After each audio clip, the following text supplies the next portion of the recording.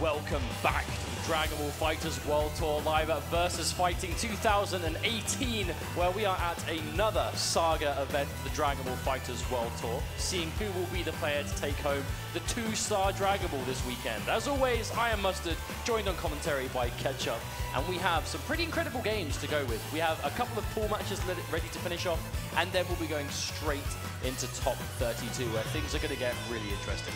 I think so far the results have been as we expected. You know, we're starting to see Sonic Fox do well, we're seeing Goichi do well, the Kill Sage is doing very well in his pools as well, and the players you expect to sort of play superbly have done that so far. I think as we kind of go into the top 32, that's where the upsets are likely to take place. That said, we have, as you said, a few more pool games to go through, and then we're going to be into the nitty-gritty, the later stage of the tournament, where things are going to get juicy, and the scope for upsets just becomes much bigger. Well, I actually think we've been talking about this a few times over today, and I feel like there haven't really been any upsets as such.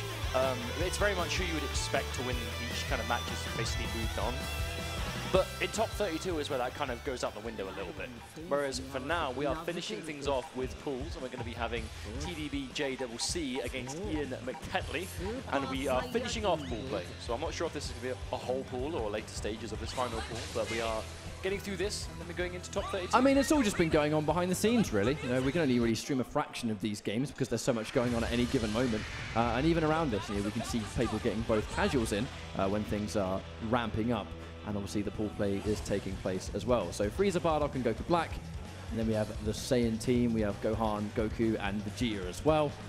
I think I favor Ian's team a little bit more in terms of just general fundamentals, but we'll see. We'll see how it works. We have seen a colossal amount of Bardock today. I must say, Bardock has been supremely popular, and for good reason, man. He's such an incredible character. He's so good in many ways, but not in this kind of team. Traditionally, now we see that beam assist come out immediately, just kind of extend those combo strings as we expect. Here comes the Goku assist as well, but no results just yet. But that 2H from Frieza is so good. That completely confirmed that Vegeta assist. Just that raw 2H. Some damage on there. Going for the level up as well. Getting an early level up is best case scenario as an adult Gohan player because it just unlocks so much of what he can do and it makes him so dangerous. Combine it with the beam assist, the Vegeta assist, and adult Gohan's going to be laughing. We want to tag out. Do we want Frieza? Yeah, we want to take Frieza out of the equation early. Okay, tagging the low also. That's going to be a full combo. Oh no! Falls out of the end. I feel like Ian's he's not getting a lot of optimal damage, but he's getting a lot of quick opportunities to do it. And that's going to be dead Frieza immediately. And actually, a couple of times he's dropped combos, he's recovered with the 2H. And it's worked basically every time. And an unscaled 2H does massive damage if you're near the corner and you've got bar to work with too. He's really struggling. He does still have the beam assist thanks to Goku Black, who still has quite a lot of utility in the neutral, but the question is, he's going to opportunity to do so. It looks like Ian's kind of in his face the whole time. But that's going to be that's the result, right? Adult Gohan with 2 good assists is one of the scariest characters up close to deal with. Goes in with the tip grab a little bit too far away. That's not going to work at all. And well, that's why you very rarely see the tip grab used kind of just normally like that, unless both players are kind of like clearly sitting on the floor waiting for it to make a move or taking into it. Wasn't quite the right thing to do there. Double C taking some more damage now, Bardock getting lower and lower, but no! Finds an opportunity, but doesn't get the follow-up. That's unfortunate, because we would like to have seen the splat too. The splat would have put Bardock in a terrible position. We can have just almost like guess via life in that situation, but that said, we see a pickup come out from Ian anyway. That's going to be some super spend. Doesn't even need anything extra than 1, and Ian is now 100% in the driver's seat for pools. Yeah, this is going to be tough for JWC to be completely honest. I feel like he has obviously 3 characters to get rid of. He's got plenty of buys, he's got Sparking, but I think the problem is just he has never, at any point in this match, been in a position that he's able to do some serious damage. But even things like that, right? That was the truth. Spend a bar to extend it, like just enough double C is spending the bar in the right way to really maximize his opportunities. Well, hasn't the opportunity to pop this Sparking just yet either. This is unfortunate. We're going to get a hard knockdown off this level 3 and one more mix-up. I think it's very much going to kind of force the Sparking to be used right now. And he tried. Did he go for the meaty DP just in case?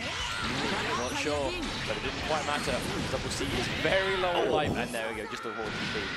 And of course, Ian's team having access to 2 invincible reversals. I mean, you have to be careful pressing buttons anyway. That's always the one thing you get scared of when you see adult Gohan and Vegeta on the same team. It's like, at any moment, these guys have an invincible reversal. And they've got assists. It's the fact that not only do they have the DPs, but using each other's assists after the DP on block is also really scary. Indeed. But the question is, what's going to be happening here? Are we going to see a character change? Are we going to see a rematch? It's hard to gauge whether that was a character thing or not. You know, in that 2 out of 3 situation, it can be a little bit hard. I think we're just getting a little bit of time right now in this case. Kind of collect some thoughts a little bit, but that said, Ian's definitely on top form. The Frieza didn't really have a chance to play the game, and I think this team has actually built quite nicely around beating Frieza. You know, none of the people on Ian's team will struggle getting him in that kind of zoning game, and when Frieza disappears, the entire team, I think, is cut short. It does seem that way, but of course Frieza is not. I suppose he's not the scariest character in the game by any means, but at the same time he does bring quite a specific kind of annoying aspect to Oh wow. Oh wow, that was a big happy birthday. A lot of damage on to go for black. I think it's even more damage.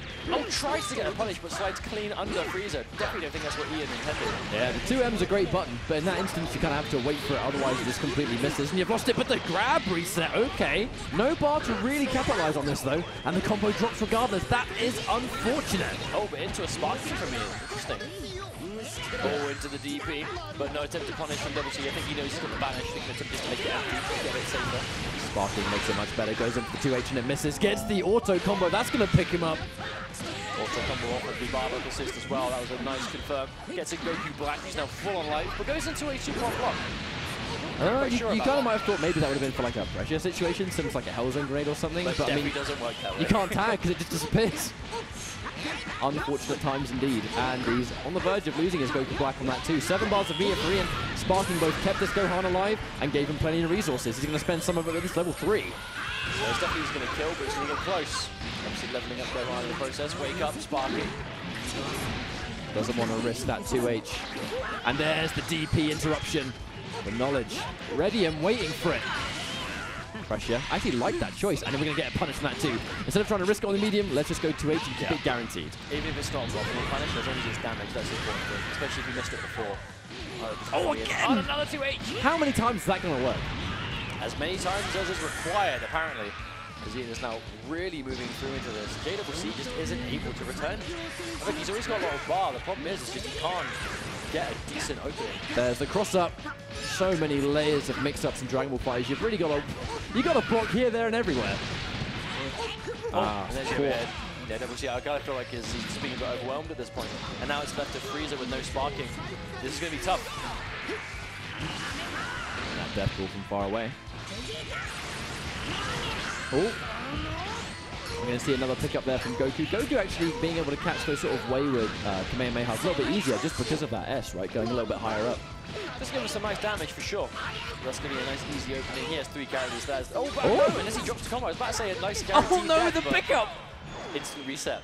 That was intentional, mate. That was intentional. 100%. But well, still a good start for sure. That means Ian's going to be looking good in the pool play. I think early on, though, when like we said, right, we have a few more pool matches to get through. Not particularly sure what stage of pools this is. But that said, I think we're late enough in the day where players at least are going to be not rusty. If you have a late pool, you're going to make sure that the matches you play aren't the first matches because you've now had plenty of time to play casuals, right? That's the big thing. Yeah, and that's something we've been seeing a lot through the venue today, though, is players obviously sitting around here all day, making sure they get their casual games in. But I do believe, moving on, we have Galileo making to the stage. I do wonder who his opponent is. Yeah, I've just been informed to say for the audience at home, apologies for the lag a little bit earlier on. I do believe it's actually been fixed now, so we should be good to go.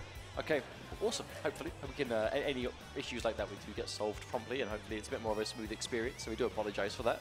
But moving on, I do believe we go into Galileo versus who is his opponent? I'm trying to see who it is from here. I can't see through the pillar, so we're just gonna have to wait. Of course, Galileo has been around for a while. He's been playing Dragon Ball for a long time. I suppose quite very seriously since the game came out. I believe we saw him at Combo Breaker. I think he was there as well. But also, he's just a very respected player right now. And happy to have him in VSFighting. Obviously, this is the middle of Birmingham, in the middle of the UK. This is VSFighting 2018, which is by far the biggest event in the UK right now for fighting games. It's really this or Hype Spotting, and of course, you know, this year it's definitely been VSFighting. But we do have these international competitors making the trip. Obviously, we're going to have Galileo versus Miracle Max now. NBA Miracle Max, of course, Manchester represented. Manchester has been represented in force for quite a few games here at VSFighting, and I think it's great to see because there's a very sort of passionate community in that part of the UK, and that is quite reminiscent, I think, of a lot of scenes. You know, Birmingham in itself has a massive community, so does Manchester. London obviously goes in droves as well. And when we have VSFighting coming up about, and we have all these international invaders, you know, they're coming here to try and take our title. it is great to see so many UK players come out in force. And if anything, it's just wonderful experience for our players to face competition that otherwise there's no way they'd be able to play against. And that really is the beauty of it, though, the fact that it is international. You know, we have to remember, this is a Dragon Ball FighterZ World Tour event for the year. You know, there's 7 Saga events in total, and they're all on different parts of the world. So chances are you can make it to at least one of them, most likely, over the span of the tour. One of them should be close to you at the very least. Yeah, and you know, for the UK players, it's a no-brainer. It's versus fighting. If you're a lot of Europeans, it's versus fighting. And that's why we have all these players here representing. Miracle Max going up against Galileo. Galileo, of course, Bardock, Goku Black, Android 16, and Miracle Max, Gohan, Cell, and Goku Black. The button check comes out first, which is obviously incredibly important. So we'll wait for the button checks to get done. Assuming we'll just go for a restart afterwards. So we have to go back to player select and re-pick our teams. And then in a few minutes, we'll be good to go. So I think this is going to be tough for Miracle Max. I haven't personally seen him play this game before, so I personally can't vouch for what level I expect him to be at. Whereas for Galileo, we know definitely to expect a lot of knowledge, and a lot of clean play. I think that's one thing he's very known for, is just being a very clean player. At least whenever I've seen him play, it seems to be very apparent. And will we see it here today? I guess we'll find out. Very much so. Now, you've kind of been with the previous block. For the players I've seen so far, who do you think are the ones to watch the most?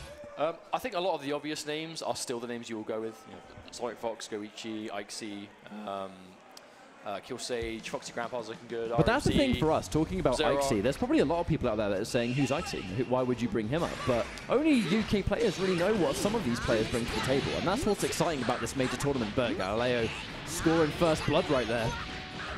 Max is going to be already back to the corner. Bardock's corner carry is so insane. Some of the best in the game, without a shadow of a doubt, because every attack he does moves him forward. You know, it's not like, he kind of hits a stunt at any point. It kind of goes hand in hand with just how aggressive you have to play this character. That's why you see him on point so often, because he has all the tools and given 2 good assists. He's a complete headache. So you see the heavy scaling off of the overhead was still enough to keep his life lead healthy. Galileo is going to have 3 bars, extending, but no, drops the combo. That said, we're still going to get set up a little bit of guaranteed damage from the Goku Black, but no doubt by the time we see Goku Black, that would have been recovered anyway. But that's a character gone. In the blink of an eye, I blinked and missed it. Unfortunately for Miracle Max, that is the case. Now Cell comes flying in, already used his beam assist, but Galileo trying to be quite slippery right now, being very airborne as Galileo. Oh! Presses buttons as soon as Miracle Max hits the ground, and that's going to be a full corner combo. Okay, that's going to be some more. And the entire time, Galileo's been building the resources. That's basically 7 bars gone already. And now we see a level 3 with plenty left in the tank as well. Indeed. If he manages to get an opening on Miracle Max here, which he very well might be able to, that certainly hasn't really worked today. Miracle Max popping that sparking to keep Cell alive. Oh, the gap. Yeah, knocked in the air a little bit. We weren't going to see anything guaranteed there. The patient. He's going to be content just kind of waiting out. Oh, the reflect doesn't work. That's unfortunate. Yeah, indeed. This is, even though Miracle Max is obviously no danger of losing Cell here, the problem is he just used all of that sparking time. And it ended in a level 3. Galileo was forced him straight back in the exact same situation that he just had to sparking to get out of. So this is not what he wants. 2 times in a row, Galileo has actually hit the level 3 and then had 3 bars left afterwards. That's a testament to the meter gain of this team. Meter management also. He's not just throwing it away for no reason. He's keeping hold of it for those big opportunities. Miracle Max now has oh my god, that was sick. Sparking. That was so sick, knowing that he was going to vanish into the beam assist, ready for the pickup and another full combo. Are we going to see another hard knockdown here? Why not? Let's go for 3. Let's go for 3 in less than 3 minutes. I think this is like almost the 5th level 3 we've seen this game alone. But just look at the payout. This is why Miracle Max, he doesn't have sparking. He has to make the right read. Galileo wants to back off. I think maybe he expected a little bit level 3 from Miracle Max, perhaps.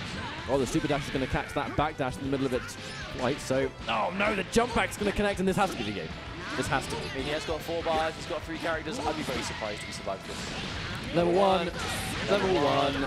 Give us one more. Level 1.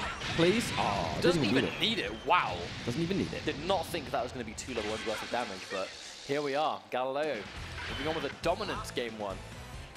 We didn't even need to see anything else. It was basically Bardock and friends the entire time. We're yet to see 16 put in the work. But if you don't, the thing about a team with 16 is, if you don't even need to see the 16, that's scary. Because when you finally have to face 16, it's an entirely different ball game in itself.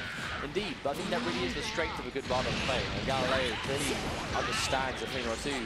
But this is what he can do. Bardock has that kind of oppressive neutral, that space control. He's very fast, he's very aggressive. And if you've got the right assist to get him in or give him more rushdown options, so you've got the beam to get in with Goku Black. You have the pressure options with Android 16 assist, and you have this level 3, and your opponent is almost certainly going to be cornered by the time you do it. This is dangerous situation. And now we're not going for the retreat anymore. We're going to go in the way it was intended because the other setups aren't even necessary. Indeed. And that's the sign of a good Bardock round. If you don't even need to mix it up, because whatever your mix-ups are at the moment is working. You don't need to make it cute, you don't need to dollar up. It's just whatever you're doing works. I can assume that was supposed to be an instant air charge from Galileo, but it didn't work out. Not that it even matters, because he's so far in the lead anyway. Overhead, full combo. That's not the first time we've seen that work this time. I think Miracle Max really has to work on those fuzzies. Be able to react to that overhead whenever you can. I understand it's difficult on the receiving end of Bardock, considering he has so many options. How many level 3s are we going to see in one series? This is insane. It's been at least one character, one per character, I should say, and this is why. Empty jump, no! Oh no, you're dead. You are so dead. Build that bar, give us another level 3, I want it. Oh no! Yeah, that's actually not the first time we've seen that exact loop be dropped today, because it was done off of 0 bar. I think that was like Galileo's attempt at going for like a meter positive kind of setup there. I don't think, obviously it wasn't going to be touching death, so it wasn't that much damage, but it did build him 3 bars. It's a shame he dropped the combo, but he still managed to build all that meter up. Now he can use those 3 bars to take out this final character and give us another level 3, because why not? Okay, that's almost an early confirm. I can't even tell if that was reaction or not, but he needs the situation. Yeah, 100%. Miracle Max cannot afford to let this go. There's Bardock has those invincible options. Oh no! Delay into tag. I mean, Miracle Max. he hesitated for a half second, and now he's going to pay for it. Sliding knockdown. What's he do? Nothing. Saves the bar. Right, mix-up time. Keep the pressure on. Nice reflex. Put him back into neutral, but I still favour Galileo in the neutral situation. I'm not sure if that was intentional, but I don't think he minds at all. And there's the cross-up. Well, that's going to be an instant crossover. He's got 5 bars. Would it be enough to kill? To be level 1, 1-3? I mean, he has to be dead. Level 1. Give us another Bardock, one. so it could be Level 1. Level 1. And then, yeah, before we even need to spend anything else, that's going to be a super dominant game right there. I feel like in a lot of situations you'll say to yourself, like, is this going to kill? Is that enough bars? And then you see that there's Bardock coming in, doing his version of it. It's like, oh, okay, absolutely. Never mind. Definitely, absolutely going to be doing enough. So, moving on, I mean, that was the expected result, I think you could definitely say. Especially when it just comes to all of these international players that are coming over and showing us how good they really are. And I think that's what we all have assumed would happen. And it's like kind of goes back to what I said. I think once we start seeing top 32 and we start kind of going into top 8 territory, that's where I think the best players on the UK spectrum are going to be able to maybe test the rest of the competition. But in pools and stuff like that, you know, if you think someone's going to make it out of pools here, they're probably going to. I mean, these players are dominant for a reason, right? Like, the UK has a lot of people here, but at the end of the day, not every single player in this tournament is a top-level player. But that's tournaments for you. That's what pool play is about. It's about everyone having the same opportunity at the start, everyone having the same chances early on, but it's about who is able to play the best on the day and move through. And that's where the cream of the crop really start to, you know, rise. And that's where we're at. So I feel like you have, you know, for example, now we've got Moss versus Padow coming up. But we do have some insane players already confirmed through from all different regions. You know, in terms of players off the top of my head that have made it through pools, you've got like Sonic Fox, Kill Sage, Dogura, Goichi. And I'm listing these names and people are just like, of course. Has Sage made it through yet? Because I know Ikesy had to fight him in pools. Oh, I don't know if he's out of pools. I spoke. Oh no, you're talking about people in pools. I think players that we've seen get to really fast stages of pools so far. I don't know if they've played like the final matches to get out of pools yet, or if they're holding those matches for like the kind of top 32 territory. I spoke to Ikesy earlier, and supposedly a match we will be seeing is going to be Ikesy I'm excited to versus see that. Kill Sage. I'm very excited. There's a lot of players out there that probably would not have heard of Ikesy, and maybe this is the tournament where you find out exactly who he is. I mean, the thing that's the idea, right? He's a UK player, has won every tournament he's ever entered in the UK, he hasn't had the chance to really travel, and here's the biggest opportunity of the year. But here we are, moving on to our next game. We have Moss versus Padow. I believe Moss is a London guy.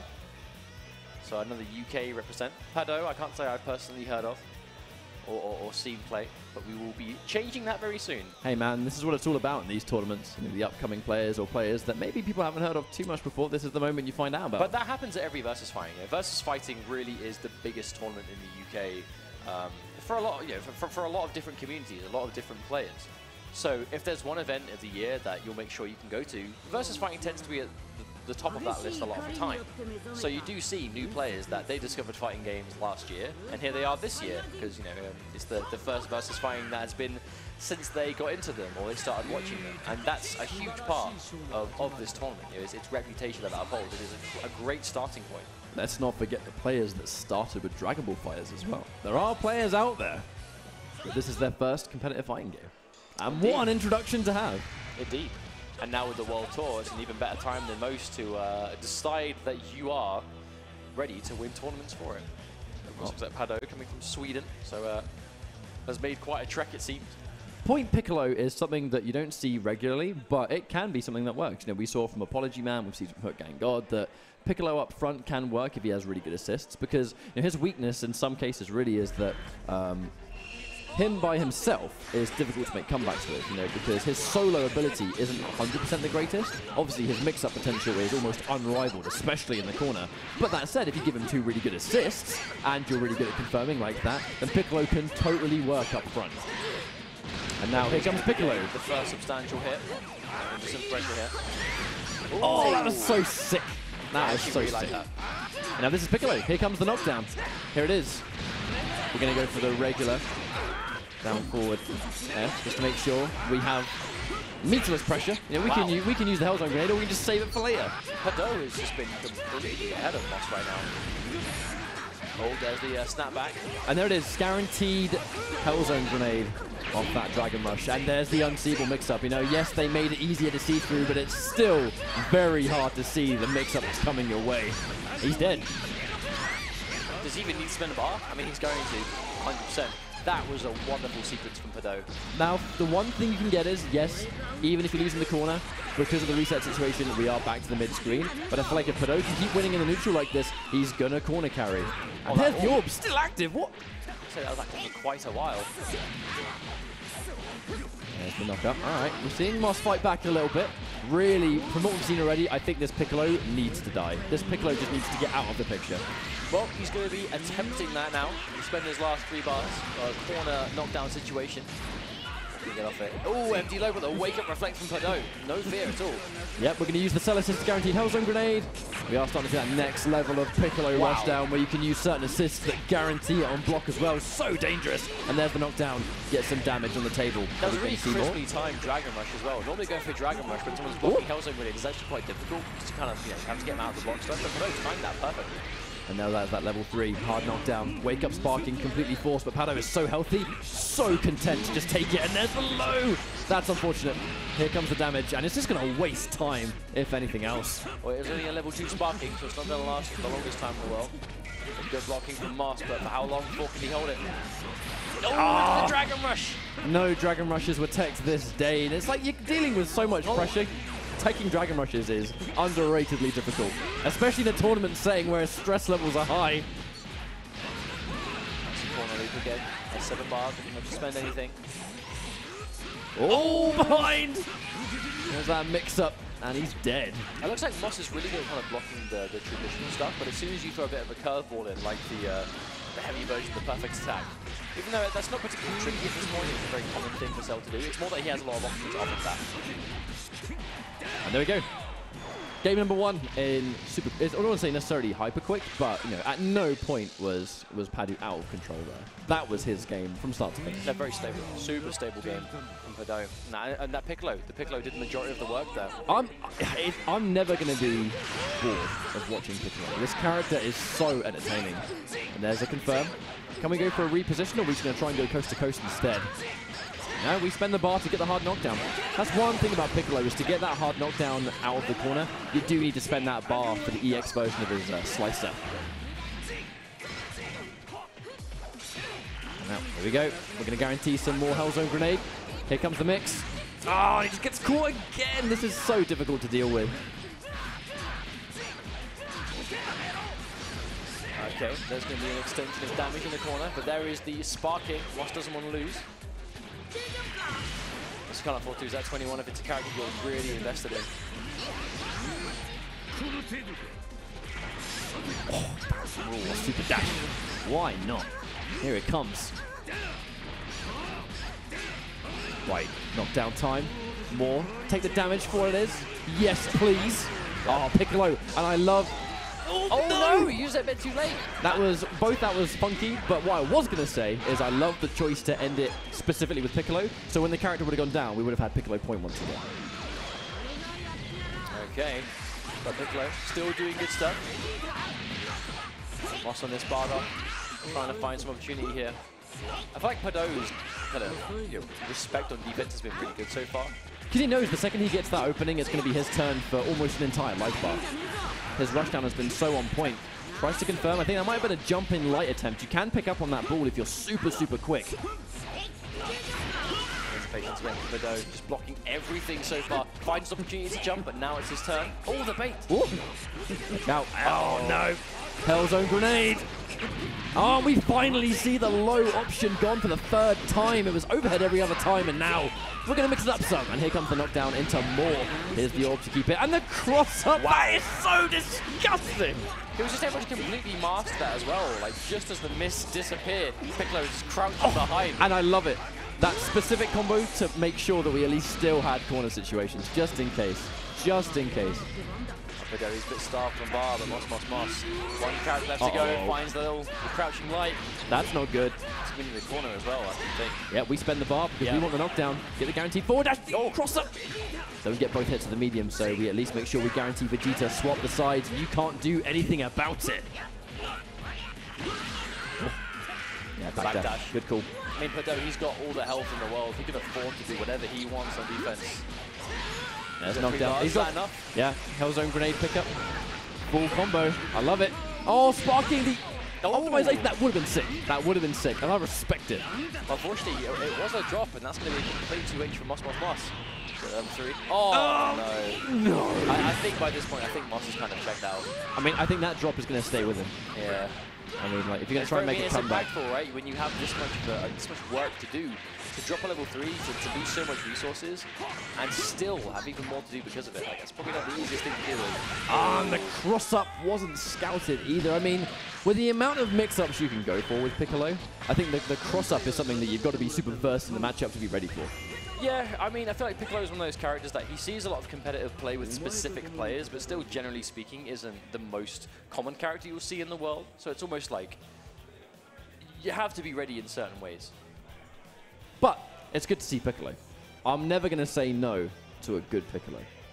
I mean, it's because he's a very entertaining character, right? He's unique. He is absolutely a unique character. No one in the game really provides what he does. I suppose the closest similarity would be Zamasu. Yeah, I think the second we kind of saw Zamasu versus Zamasu. The second we saw Zamasu add to the game, I was like, oh, okay, there's like an extra element of spice with a similar sort of archetype, right? But that said, we are going to be seeing him moving on.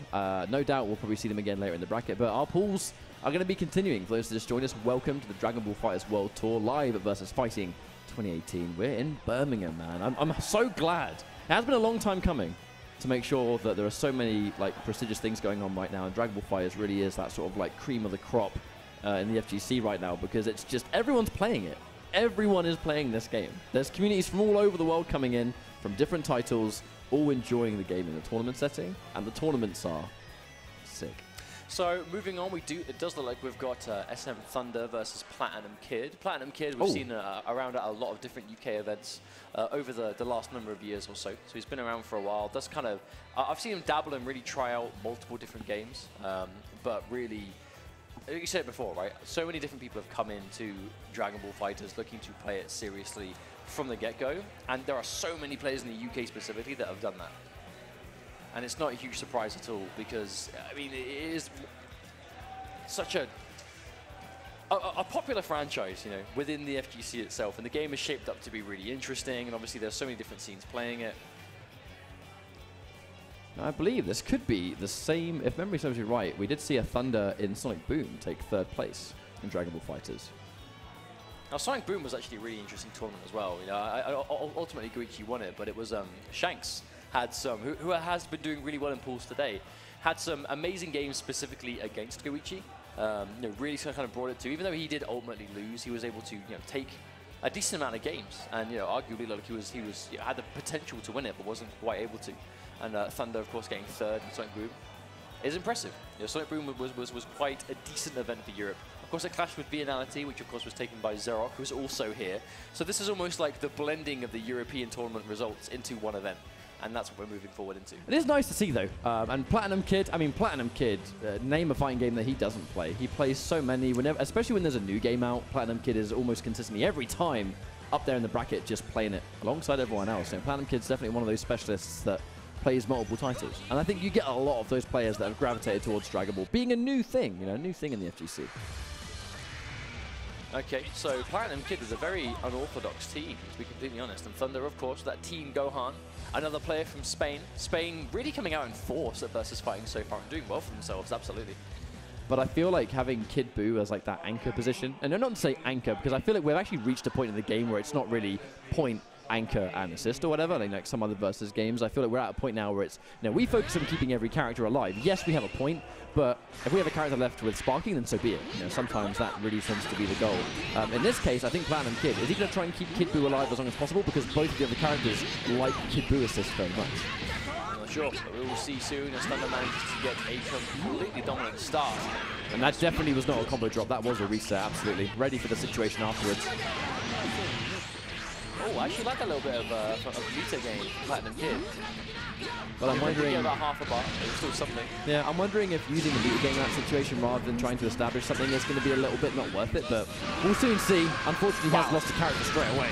Yeah, that is insane. This is the kind of team that I think if they get the opportunity to really combo these supers together, is going to do so much damage. And I think Android 18 is quite an interesting team, because it's that Team Gohan on point is doing a lot of work early on, but it is that 18 assist. 18 normally known for being one of those characters that you put on point is a complete rushdown monster, but deceivingly has quite a unique assist in the sense that if you're just going to try and bait buttons in return, that assist is just going to smother them up. And someone like Team Gohan can get a ton of damage after those situations.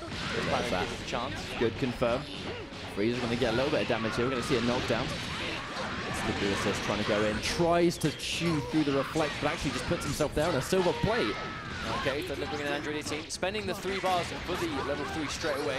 Now, obviously, Android 18, one of those characters that gets a level 3 knockdown mid-screen into some really guaranteed dirt thanks to the assist, but he doesn't need to do it. Oh no!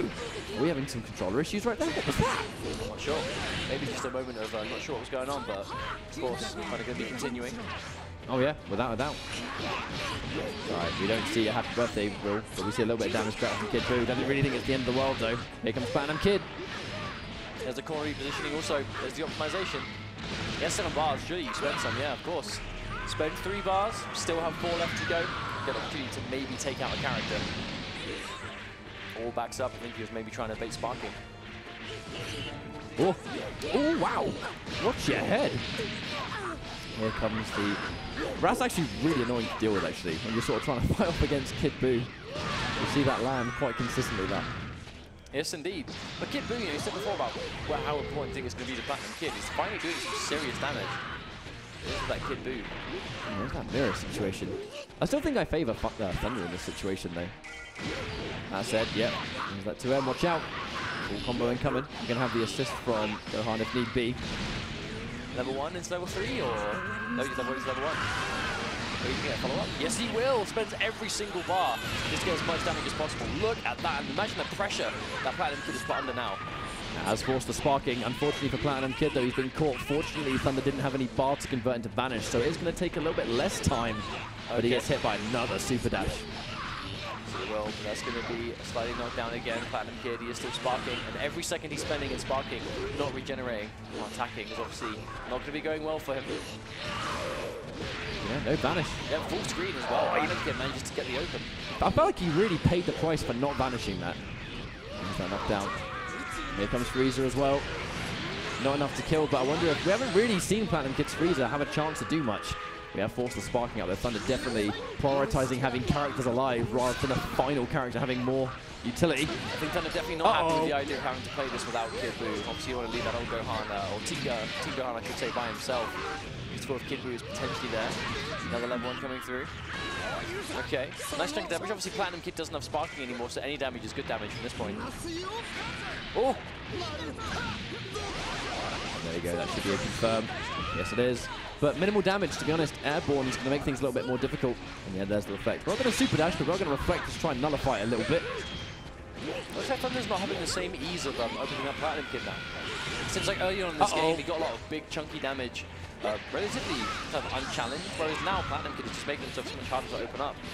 And even this now, right, that's like scaling so heavily. What the answer? That's a second time now we've seen Platinum Kid land it, and Thunder, he's in trouble right here.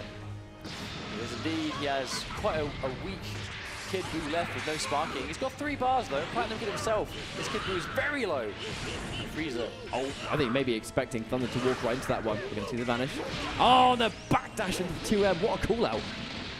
We're coming down to the wire this time, practically dead even on life.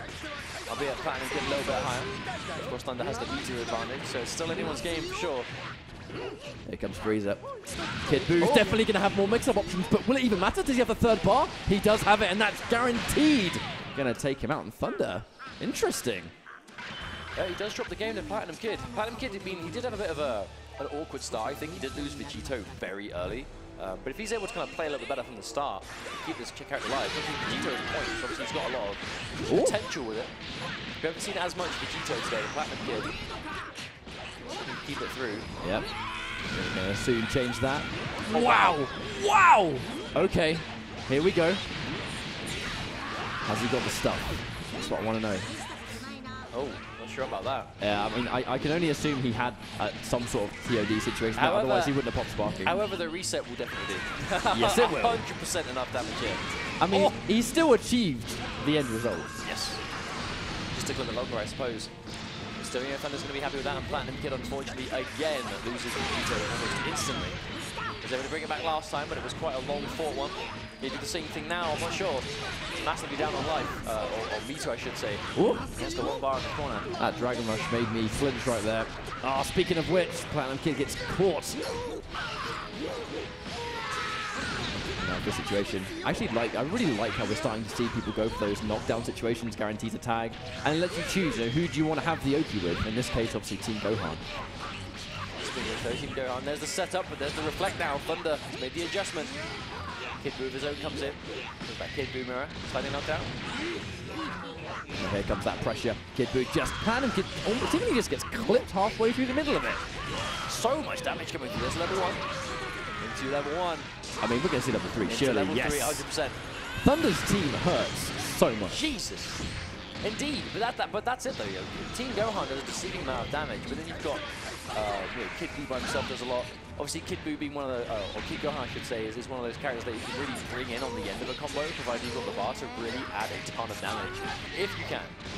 Of course, Platinum Kid down with Frieza. This isn't going the same way Platinum Kid as the last one did. I feel like this game has kind of been all Thunder. Yeah, we see the guard counter come out, but it's only really going to achieve so much. We do have plenty of the sparking left for Frieza, but the thing is, with how much health Thunder's characters all have, it's going to take him almost the entire duration of sparking to just take out one. But hang on, reversal? Oh no! No punish! Yeah, he got the block, but the punish wasn't on deck. Oh, tries to go for the Dragon Rush, but Thunder has some buttons to get himself out. There's that quick double overhead from Platinum Kid. Now this is definitely going to be a dead android, but there's so much work left to go. Here's level 1. I mean, I don't want to say it's impossible though. He has 3 characters to get rid of for sure, but he's got sparking left. He's got a lot of bar. So it is Frieza, so it's not going to be the easiest thing in the world, but it's possible. Whoop. Just out of there from the assist, going to be gone. There's that raw heavy damage again. Let's just take the knockdown. What's the mix-up? Watch out for DP. Oh, speaking of it, no! Wow. Too early! There you go, Platinum Kid is going to be kicking himself because Team Gohan should not be alive right now. Every ounce of damage Thunder would have got there would have been bonus damage. Fortunately for Platinum Kid, he corrected the mistake immediately. I think Platinum Kid might be around the corner for making a 1-character Frieza comeback against 3 characters in this race. We questioned Frieza, but this might be the catalyst to win the whole thing. I'm not going to jinx it. I mean, he's got to watch out that enough. Obviously, that Thunder's got the bar, go for the reactionary level 3 if he needs to. There's the knockdown. You see Platinum Kid, he's being careful, he doesn't want to overextend, but I think that moment of hesitation might be enough. If you hesitate in Dragon Ball, you die. And there it is, level 3. I mean, yeah, that's got to be enough, right? It has to be. Yeah, there's no way he survives that. Thunder bringing it back, or I've got to say, Platinum Kid was looking like he was on the verge of a comeback himself with just Frieza. And not meant to be. We're going down to a game 3. We've had almost exclusively 2-0s today across the board, so I'm actually quite happy to see a change of pace and actually go down to a game 3 for a change. I like close games, especially with this much on the line. The immediate catch is going to go to Platinum Kid, who calls in Kid Buu. He really wants to have that rush down on back in the corner. Freezer assist and Vegito assist going to work quite nicely with that, I think. Lets him out of the corner, though. A good escape, and now, immediately, momentum gets reversed. There's one of those Team Gohan corner combos. Did he get off it, though, I wonder? Another one of those quick setups. Wonderful read on the tech, actually. I like it. Oh, no, overhead. Where do you block? It's almost like you go for that neutral jump, you kind of fake out going for the overhead, and you just go for that last minute forward dash. And again, that's not the first time we've seen Thunder go for a reset attempt there, expecting Platinum Kid to try and tech in a certain direction, and then just reacting accordingly. Okay, so this time it's Platinum Kid's Kid Buu that's gone first, and considering how much work Platinum Kid's Kid Buu has done in both the other games, I'm a little bit worried about this. I feel like losing Kid Buu is a huge part of Platinum Kid's, how he's been successful so far in the series. Alright, well, we do see a knockdown. Unfortunately, it's nowhere near enough. Hasn't done enough damage either. You can try and work on it, but yeah, Vegito's mix-up potential, that's one of the things that really sort of separated him is you catch him, you do damage, but catching him can be the hard thing. That said, a couple of wayward hits is going to work out, and he's going to undo the work. Oh, no, he dropped it! No. That is 2 times now that Team Gohan should have been gone, but Platinum Kid unfortunately just dropped the combo. Both of opportunities are completely evaded him now. And this level 3 is going to take so long that Team Gohan's going to regenerate a nice amount of life. But that's the thing, it's not like Team Gohan is only just alive. That's a lot of blue life to regenerate. He's going to be on like half health by the time that's finished. We're going for the pressure, but Content just sitting there weighing up the sparking. Can't really fling too hard because Thunder, you know he's going to try and catch something, but hang on a minute. There's the cross-up. Finally, it connects. Okay, here's an opportunity for some Vegito damage. There's 4 bars. What can he do with this? There's 1 on the vanish. That's what he was going for. Ooh, the assist catches, but almost lets Thunder out of the corner. It's almost like Platinum Kid did him an accidental favor right there. Well, Platinum Kid now on the receiving end of some damage. The overhead. Looking to lead into all of this. Oh! Pressure. Now that was so clean from Thunder. Just that quick reset after the level 1. Very cheeky stuff coming through. There's 1 bar, but you need more? Or is that enough? That's enough. Wow. Platinum Kid now back to Freezer by himself again, but this time doesn't have sparking to work with. Match point situation for Thunder. It was a rocky start, definitely, but he's able to really collect himself. It's looking good. Well, that's supposed to be enough. As he doesn't want to use level 3. Oh, no, he tries. Not quite close enough. Really tried to optimize, but unfortunately left so much damage on the table. Android survives again, but oh, the health regeneration. That's not what Platinum Kid wants to see. And there's a lot of bar. So it's going to be all about the setup. Is Kid Buu going to extend? Yes, it is. Here we go. Wow. Here comes some more. Here comes some more. Destructo Disc as a special guest. Oh, my God. What? Oh my God! Goodness, he has more! Oh my God! Someone throwing the towel. He's already dead. That's game over, Mustard. Unbelievable. What a combo. I mean, what even was that? I mean, the second we saw the sparking, you know something's coming. I mean, at this point in Dragon Ball FighterZ life, yeah, you have to be careful. If someone has 3 characters and like hella meter, and they pop sparking the second they hit you, I mean, chances are something bad is coming your way. I think I say this late in the game's lifespan. The game obviously is still new, but now we've kind of got into more tournaments and more competitive, and people are starting to get more versed in the high level. If someone sparkings that early, you know it's coming. And it's time to be concerned. But that was such an incredible combo from Thunder. That was sick. That's one of my favorite things to watch in this game is when players have that kind of like optimization. Because some players play with like a higher level of optimization than others. I feel like Goichi really is the top optimization god right now. Some players are starting to catch up slowly but surely. There are a number of Japanese players that are kind of catching up here and there. And now, even some more international players around the world are starting to really optimize maximum damage of every opportunity, every touch. But just seeing stuff like that, I feel like every player has, if their team is capable of doing 100%, they will know how to do it. Now, whether it's off of something that's like super practical, I don't know, but we're seeing it slowly but surely. But moving on into our next game, as always, we have Moke versus Fahrenheit coming up. I believe this is from Newcastle Fight Club, Fahrenheit? It could be. I believe NFC is. Yeah, I believe it's Newcastle in the United Kingdom. Another part of the UK common versus fight. Indeed. Sick. But of course, it's going to be Moke from Japan, who's going to be stepping to the plate. Obviously, if any of you have watched Dragon Ball FighterZ tournaments this year, you've probably seen Moke around once or twice, having some big success for himself. Yeah, and I think a big part of that is because Moke kind of fits into that perfect mold of excellent Dragon Ball FighterZ player, where it's efficiency with the team, goes with a team that works really well. Extremely experienced in tournaments right now. You know, from the very first major Dragon Ball FighterZ tournaments, Moke was already right there. And as every tournament has sort of really sprung out, he's remained consistently right up at the top of the ladder. And I think that's what you want to have in the World Tour setting, where you can sort of play in a bunch of tournaments that aren't World Tour related and still place amazingly well. You kind of know what you're in for going into the World Tour. And Moke's been able to, I think, sort of deliver that consistently. Yeah, and I think consistency really is key, though. I feel like in this game, it's really important for that, because obviously, like, it's 2 out of 3, so it's not got the most room for adaptation. But still, you know, these games can be quite long. If your defense is like, you know, strong, is really sound, it's quite reliable for you to be able to, you know, be able to block the majority of what people can throw at you nowadays. I feel like there are very few mix-ups at the moment that we see in a match-to-match basis that, was, you know, putting that hasn't been into seen rest a lot. mode intentional right there? I don't know if that was supposed to happen. Oh, But it considering happened. Moke has got up to look at the console, I'm not too sure. What happened? It went black. I thought we were playing Dragon Ball FighterZ.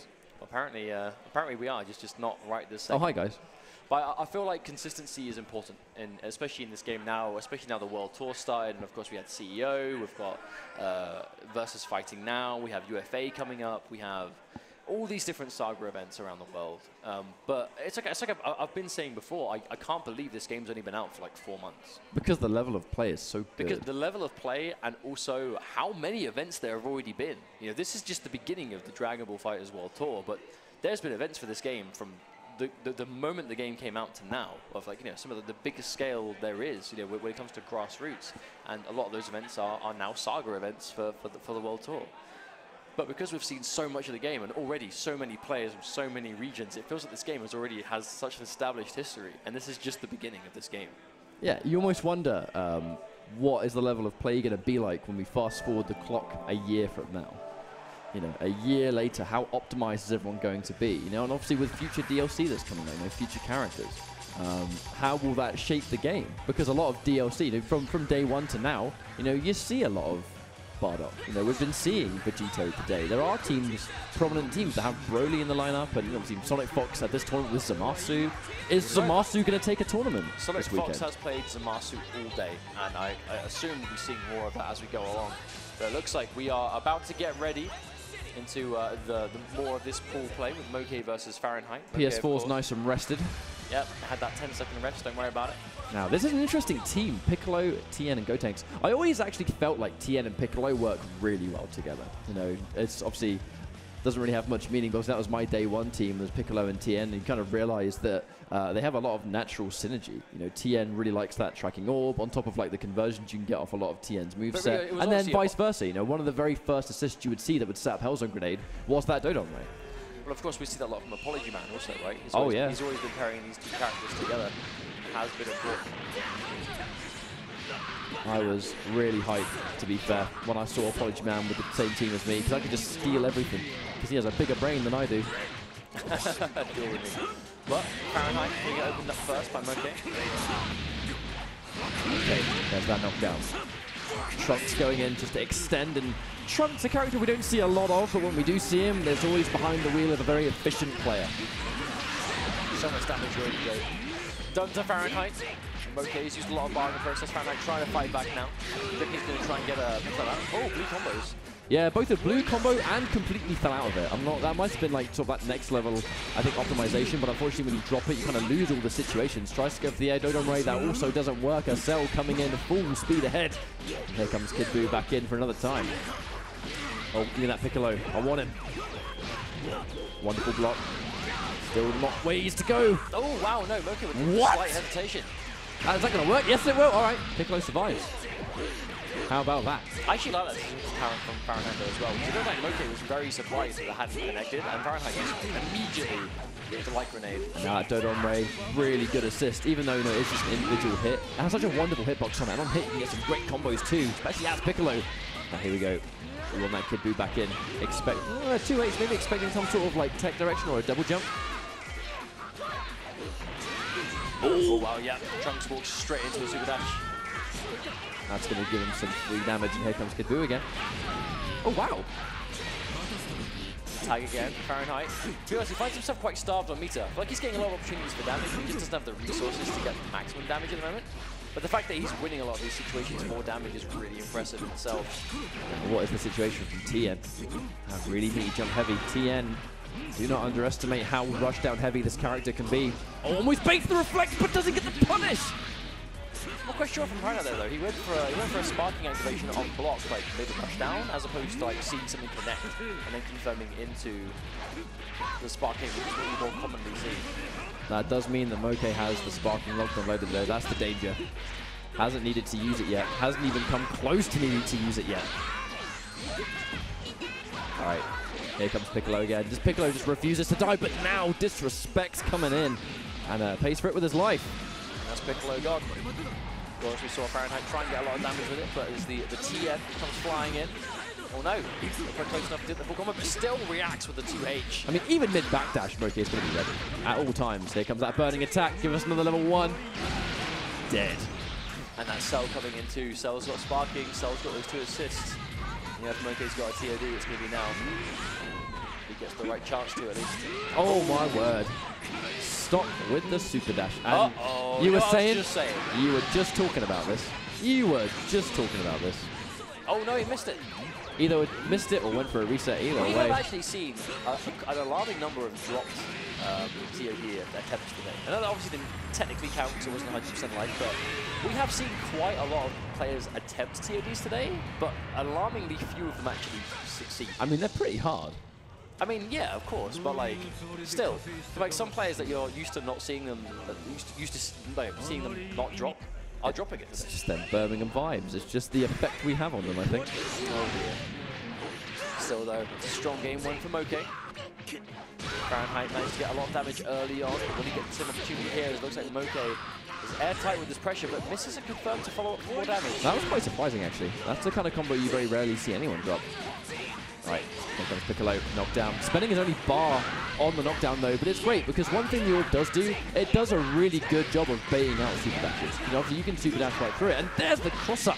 Not ready for the Dragon Rush at all. I mean, he's got 2 bars, he's going to have 3. This is probably, oh no, has to spend 1 for the slide. Have to spend 1 on the knockdown with Piccolo. Unless you're in the corner, you've got to spend resources to get that splat situation. Here comes Cell. Straight back into the corner, mate. Oh, the bait. Excellent reaction too. I love it. Oh my god! Back, but doesn't even need them because he is always ready with the reactionary 2H. Literally nothing is squeezing by. Okay, that's Piccolo out of there. He survived for quite a while in the previous game. Definitely not as much in game 2. Yeah, Dodon Ray. The Dodon Ray is actually really good because how fast it is. You know, the Dodon Ray does a great job of setting up those kind of like banish situations which put TM plus. And because it jabs so fast, it's a great way in. Unfortunately, didn't work out there at all. Let's reflect again, Moke. He's always ready for Fahrenheit's trying. Picks up, but there's the defense. Oh, you can only block for so long against a Cell though. How long will you last? That's the question. Okay, we're going to see a knockdown and just a raw level 3. We want the damage and we want the next touch to kill. This is what we're going to be in territory of. He has got the hit to assist. He uses just to lock him down, but there's the wake up sparking. Fahrenheit just trying to get out of there. Ooh, Beyblade! Oh no. And again, just 100% hit rate on that 2H super dash. Because they're pretty obvious super dashes to be fair. Those jump back super dash is quite a common retreating method. There's another corner loop. Fahrenheit, his sparking time has just been completely wasted. The overhead coming through again, the attempt to reflect. He goes to that space. Fahrenheit's able to turn in some damage. You know, Fahrenheit with the adaptation. Doesn't want to go for 2 reps of that chain at the end there because he did understand the second time he tried it, he actually missed it. But, you know, didn't really help him out too much, unfortunately. Still in a bad spot right here. What's the mix-up? Oh, the low! Full Cell combo, but into sparking this time. Does Moke have the extension for the damage? There's 3 level 1s that should be enough. Yeah, that sparking just served the purpose to try and build enough level 1s back to back. Unfortunately, he dropped it, but Tien is so weak. You wonder if it's going to mean much. He has to make this one count, but then Tien does so much damage to himself. He can only get 1 hit of this. He can't carry it on. He's got Chaozu, but he's going to use, yeah. Oh! Wow. Okay, with the wake up level 3 to get rid of Magic Pixel of life. Seemingly unnecessary, but I assure you it was not. Oh yeah, definitely not. Definitely not. It's actually one of the issues that TN does have, and obviously he has some of the highest damaging supers in the game, but the cost is his own life. And if he didn't have the health to take it, if he had just an ounce of extra health, we would have seen an extra bar spent. The only one you can't hurt yourself with is obviously Chao Su. Yes. You're literally losing a special move by doing it. Exactly, and he needs that by himself too. That's a really good way for him to get Oki. Without it, he does not necessarily struggle, but he likes it very much. Oh, the catch off the assist. Hasn't got the bar to kill yet, but has all the characters. This is an uphill climb, Fahrenheit, unfortunately. Good block. How long are you going to block for? Plus, just sitting there and respecting. There's the donut, the patience from Moke. Dragon Rush connects. Fahrenheit, he does have the bar to get a kill here if he uses level 3. All right, there it is. As you said, probably going to get a kill on this level 3, but the danger is every time he kills a character here, he's going to go back to a neutral. And in the neutral with like 5% life, that's scary. Well, it's tough. And he can afford to take a key blast. Trunk still has full health, man. Oh, hello. Goes straight into the spin top. Oh no! That's unfortunate. Another beam, but yeah, there we go. Just walks straight into the jumping H. Had an opportunity to, but Moke was just too in the lead for too long, I think. I feel like when you have an amazing start as well, it puts a colossal amount of pressure on you, where you have no choice but to pretty much win a mountain climb-based battle. And it all comes down to having a bad start, where that's kind of like almost like their reward for doing it and your punishment for letting it happen.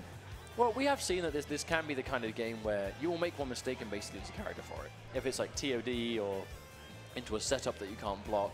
So there isn't really a lot of room for those kind of mistakes, which is what we see a lot. I think that really is what's separating a lot of the players here today between, like, I don't want to say the low level, because I don't make it sound like, you know, I'm really underselling what anyone can do, but between, I suppose, the top level players that are here and the competitive players that are here that are less experienced in those events, in this kind of environment, is that kind of like ability to come back from those mistakes or to just not make them entirely. I think a big part of it is defense. Some of the best players we've seen today have had just like a brick wall defense that is so hard to break into, which is so important in this game because it is so setup heavy and so crazy, and the assists play such a huge part that if you can fundamentally defend yourself well in this game, you will by default just stand a much better chance of getting further in events if you can keep your bottle and keep it together in events when blocking is the hardest it ever will be. And that's what I think is separating, because a lot of the players are struggling with that, and then you've got the best of the best, like it's just like just another day for them.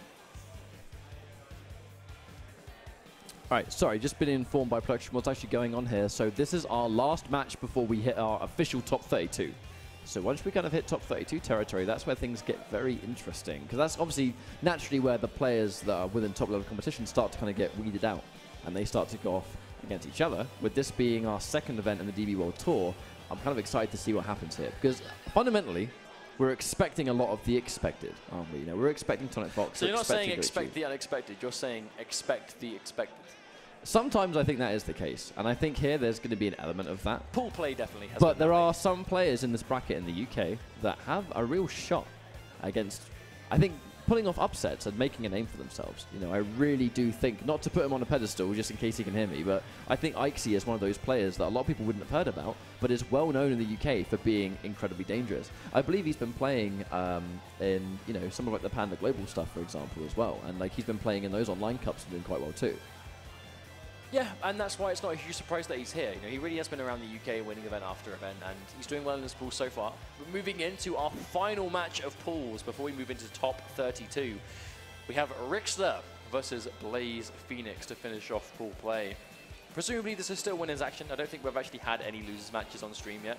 But Rickster, I believe, is a Piccolo player in the UK. We saw him at Fist of the Not Star a couple of months ago. We did. I was trying to remember why this name sparked my mind. I believe he got second place there. He lost to Ikesy, go figure. But it was a really good tournament for him. I think it was really impressive to see him get as far as he did. He had a very interesting style with Piccolo that really worked. His Piccolo is excellent. But he has actually gone... No. Am I thinking of someone else? I don't know. I know there is a really sick Piccolo. Rickster was definitely at Fist of the Not Star, but I can't remember if it... Unless he is the Piccolo player. How are we commentators and our memory is this terrible? No. I wonder if the names are swapped, because that has obviously been an ongoing thing. But I'm fairly sure I remember Rickster as a Piccolo player. Oh yeah, because his Piccolo was top notch. Yeah, but the thing is yesterday he's not a Piccolo player. But also, there and was now it's got me doubting. the doubts in our brain. The seeds have been planted. Well, we'll find out. We'll find out, I'm sure. That said, the green team coming from the right side there, Cell 16 it is and a Piccolo. very green team, to be fair. And then obviously they're probably not going to have green colors. You have custom color schemes and all that. But here we go. Now immediately, having Cell with Piccolo assist I think is a great combination. You know, Piccolo's assist can be sometimes underestimated because it is so good at tracking, and if it tracks really well, it almost like shuts down some of the screen. And everyone wants to move around, right? And what a whiff punish. Optimizing like the highest amount of no scaling. Just a raw heavy. It's not a bad way of starting things off. Don't go already forced to tag out just to stay alive. There's an opportunity now with Vegeta into a Dragon Rush. Establishing that mix-up game early. He is going to go towards that option. It's like I said, right? It does plant the seed. It puts the doubt in your mind that this is not you got to watch out for, and you're on your toes immediately. But there you go, the snap. We want to get Cell out of the equation. I think we fear Cell a lot more than the other two, at least when it comes to by themselves. That's the delay. No reaction mitigate. Cell's just trying to make sure he's not doing anything. Oh no, tries to whip punish, but presses one light too many. To confirm in the corner. I wonder if we're going to swap to Piccolo for the knockdown. No, we want 16. Okay. This is going to do a lot of damage, and if Vegeta is gone, that's actually a very useful assist not here on the team. Okay, wake up sparking's been forced. That panic button's been pressed. There we go, yeah. Just to confirm, guys, actually the names were in fact reversed. It is going to be Rickster going in with 16 Piccolo and Cell. So sorry about that, but we're back up to speed now. But that was such an important wake-up sparking though for Vegeta from Blaze Phoenix, because Vegeta went down from like what 10% health near enough to almost full again. That's really insane. Oh, DP straight through, one step ahead. That's why sometimes though we see people do the raw DP on the opponent's wake up, because it's so active. If they sparking, it actually doesn't save them. Here we go. There's the knockdown for another time, and we have bar for days on account of it. Level 1 into level 1. Yeah, let's just save the bar. And we want Piccolo up next. This is a dangerous situation now. Your Blaze.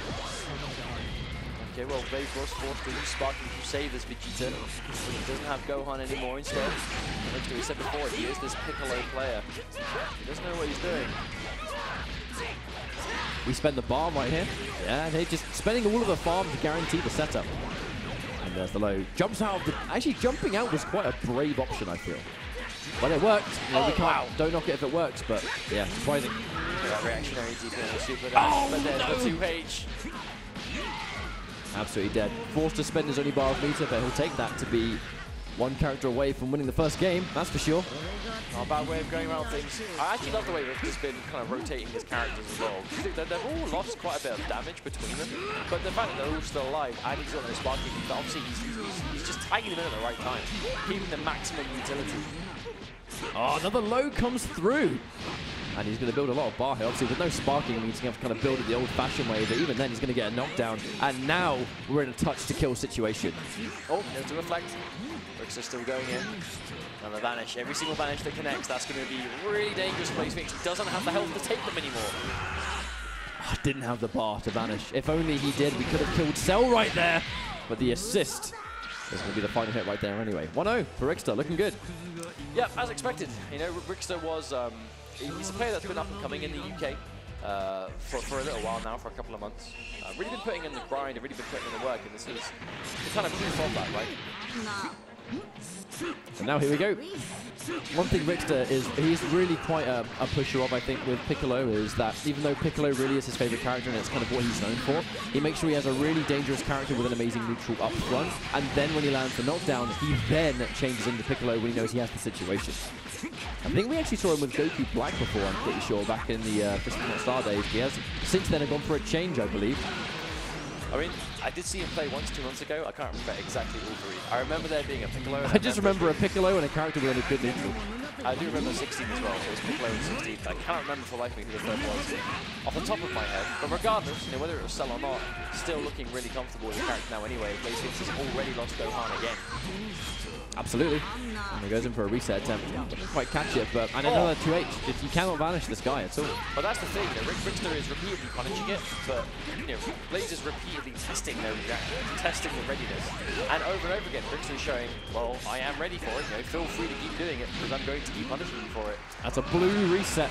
And unfortunately, if you don't go for your combo text, then that's going to be the punishment, I think. Blue combos. Let him get away with it, and you're going to lose a character. No matter how one-sided the game, you always have to be ready to take out of those combos if you can. You never want to give your opponent the opportunity to take damage that you should not have given them. Here we go. One repositioning again, just the typical Cell loops.